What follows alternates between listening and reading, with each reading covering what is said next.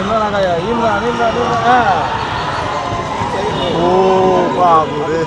যেহেতু ইন্টারন্যাশনাল কিছু ফর্মালিটিস রয়েছে, এজেন্টদের সাথে কথা বলছে এবং সেই এজেন্টদের সাথে কথা বলেই কিন্তু আসলে আমরা নিশ্চিত করব যে আমাদের পরবর্তী কোচ কে হতে যাচ্ছে। বাট এর ভিতরে আমি যতটুকু শুনলাম যে আমরা যাকে নেওয়ার জন্য মানসিকভাবে প্রস্তুতি নিয়েছি, যে আমাদের যে কোলম্যান, তার বিষয়ে সার্বিকভাবে ইতিমধ্যে ফেডারেশন যেই সহযোগিতা চেয়েছে সেই সহযোগিতা প্রদান করার জন্য আমরা প্রস্তুত রয়েছি এবং ইতিমধ্যে সেই সম্মতি জ্ঞাপন করেছি।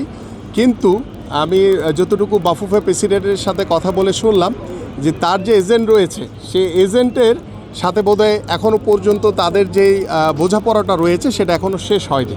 তো সেটা শেষ না হওয়া পর্যন্ত আসলে আমাদের আরেকটু অপেক্ষা করতে হবে যে আসলে কোলম্যানকে শেষ পর্যন্ত আমরা পাবো কি না।